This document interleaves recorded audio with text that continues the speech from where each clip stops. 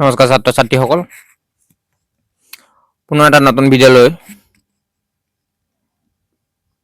তোমালোক সকলোকে মোৰ এই এডুকেশ্যন চেনেলটোলৈ স্বাগতম জনাইছোঁ। আজি আমি ক্লাছ 6ৰ चैप्टर नंबर 14 मैं सबसे छोटी हूँ এই কবিতাটো পঢ়িম। কবিতাটো লিখিছে सुमित्रा नंदन पंत। मैं सबसे छोटी हूँ तेरी गोदी में सोऊं, मैं सबसे छोटी हूँ तेरी गोदी में सोऊं। मैं আটাইতকৈ সৰু আৰু তোমাৰ কোলাত মই শুওঁ। सोऊं মানে हूँ। तेरा आंचल पकड़ पकड़ कर, यार अंचल दिसे, तेरा अंचल पकड़ पकड़ कर फिरू सदा माँ तेरे साथ, कभी न छोड़ू तेरा हाथ। तेरा आंचल, आंचल माने হৈছে চাদৰৰ আগ। সৰু ল'ৰা ছোৱালী যেনেকৈ মাকৰ চাদৰৰ আগত ধৰি ধৰি গৈ থাকে, ঠিক তেনেদৰে পকड़ পকड़ कर অৰ্থাৎ ধৰি ধৰি, ফিৰু সদা মা, ফিৰু মানে ঘূৰি ফুৰো, তুমি যেনি যোৱা মই সেইফালে তোমাৰ চাদৰ আগত ধৰি ধৰি গৈ থাকো। तेरे साथ অৰ্থাৎ তোমাৰ লগত, কভি ন छोड़ू तेरा हाथ, কেতিয়াও তোমাৰ হাত মই নেৰু। নেক্সট ষ্টেঞ্জাত কি কৈছে, নেক্সট আমি ইয়াৰ পিছৰ পদ্যভাগত কি কৈছে আমি তাক জানিবলৈ চেষ্টা কৰিম এতিয়া। बड़ा बनाकर पहले हमको तू पीछे चलती है माँ। এতিয়া যেতিয়া আমি ডাঙৰ হৈ গলো, মই ডাঙৰ হৈ যোৱাৰ পিছত এতিয়া তুমি পিছে পিছে আহা, মোক आगे आगे जाबले दिया। हाथ पकड़ फिर सदा हमारे साथ नहीं फिरती दिन रात, সদায় আমাৰ হাতত ধৰি ধৰি এতিয়া তুমি কি কৰা, আমাৰ লগত নাথাকা, আমাক অকলশৰে এৰি দিয়া, কেতিয়াবা আগুৱাই দিয়া আৰু তুমি পিছত খাৰা হৈ থাকা। তেনেকে ল'ৰা ছোৱালী ডাঙৰ হলে মাকে আগৰ নিচিনাকৈ হাতত ধৰি ধৰি ঘূৰাই নুফুৰে, বিভিন্ন পৰিস্থিতিৰ লগত খাপ খাবৰ কাৰণে অকলশৰে এৰি দিয়ে, যিহেতু আমাক সদায় তেনেকে থলে নহব, আমি কোনো ধৰণৰ কাম শিকিব নোৱাৰিম। তো সেইকাৰণে আমি কামবোৰ শিকিবৰ কাৰণে বিভিন্ন পৰিস্থিতিৰ বুজ ল'বৰ কাৰণে কি কৰে, মাকে কি কৰে, সেই সময়ত ডাঙৰ হোৱাৰ লগে লগে আগৰ নিচিনাকে কোলাত লৈ নুফুৰে। সেই কথাষাৰ কৈছে আৰু अपने कर से खिला धुला सुख धुला मुख, अपने कर से खिला धुला मुख, धूल पोंछ सज्जित कर गात, थमा खिलौने नहीं सुनाती हमें सुखद परियों की बात। अपने कर, कर माने हाथ, कर से खिला নিজৰ হাতেৰে তুমি আজিকালি খুৱাই নিদিয়া, মুখখনো ধুৱাই নিদিয়া। ধুল পোঁছ সজ্জিত कर गात, ধুল মানে ধূলি, পোঁছ মানে মোহাৰি দিয়া, সজ্জিত कर गात, সজ্জিত মানে তৈয়াৰ কৰি দিয়া। থমা খিলনি, হাতত খেলিবলৈ খিলনা নিদিয়া, খেলা বস্তু নিদিয়া।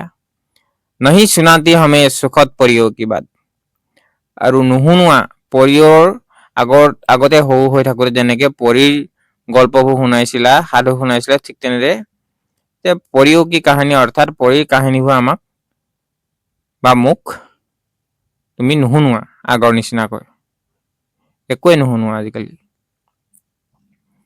না গা ধুৱাই দিয়া, না খুৱাই দিয়া, না তৈয়াৰ কৰি দিয়া, না কাপোৰ কানি পিন্ধাই দিয়া, নে ধূলি লাগিলে ধূলি মোহাই দিয়া, না খেলিবলৈ খেলনা দিছা, না পৰীৰ কাহিনী কৈছা, একো নাই কৰা। আগৰ নিচিনা একো নোহোৱা হ'ল, আজিকালি বেয়া লগা হ'ল, এনেকে কৈছে। ऐसी बड़ी न हूं मैं এনেকৈ ডাঙৰ নহওঁ। तेरा स्नेह न खो মই তোমাৰ স্নেহ মৰম खोना মানে হেৰুৱা, হেৰুৱাব মই নিবিচাৰো। तेरे आंचल की साया में छिपी रहूं निस्पृह, আৰু তোৰ আঁচলত ছায়াত মই লুকাই থাকিব বিচাৰো, সোমাই থাকিব বিচাৰো। छिपी रहूं निस्पृह निर्भय, कहूं दिखा दे चंद्रोदय। নিষ্প্ৰিয় নিষ্প্ৰিয় শব্দৰ অৰ্থ হৈছে নিৰ্লোভ, যাৰ লোভ নাই, কোনো চিন্তা নাই, কোনো ইচ্ছা নাই, মাত্ৰ মাকৰ লগত থাকিবলৈ বিচাৰে যি। নিৰ্ভয় স্বাৰ্থবিহীনভাৱে থাকিব বিচাৰে। নিৰ্ভয় মানে হৈছে যাৰ ভয় নাই। নিৰ্ভয় কহোঁ দিখা দে চন্দ্ৰোদয়, আৰু কওঁ যেন যে মা চন্দ্ৰ উদয় দেখাই দিয়া। চন্দ্ৰ ক'ত ওলাইছে মোক ৰাতি আকাশত চন্দ্ৰ দেখাই দিয়া তুমি। মই ডাঙৰ হ'ব নিবিচাৰোঁ, মই সৰু হৈয়ে থাকিম।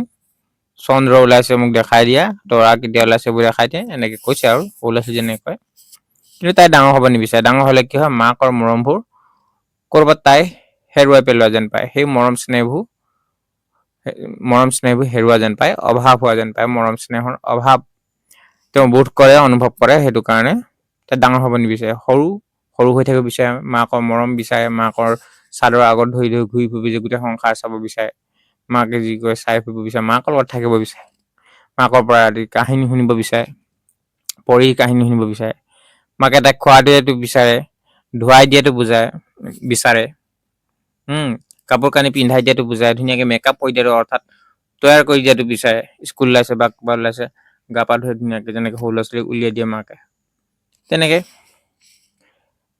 সেই আদৰ সাদৰ খিনি মাকৰ পৰা তাই সদায় লগত থাকক সেইটো বিচাৰে।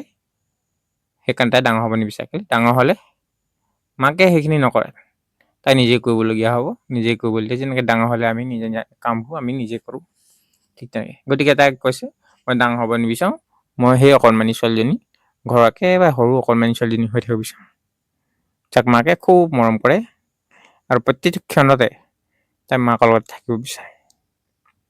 গতিকে সেইজনী ছোৱালীহে হৈ থাকিবলৈ বিচাৰোঁ, সেই কথাষাৰ কৈছে।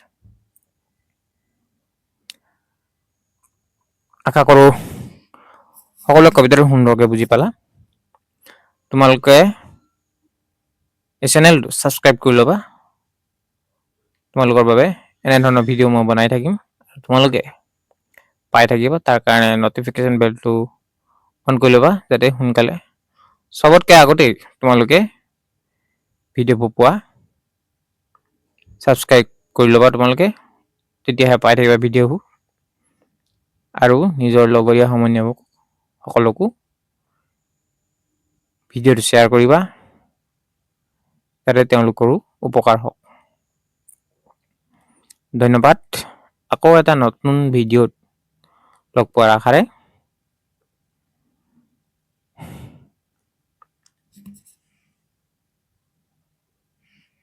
ধন্যবাদ জ্ঞাপন কৰিলোঁ।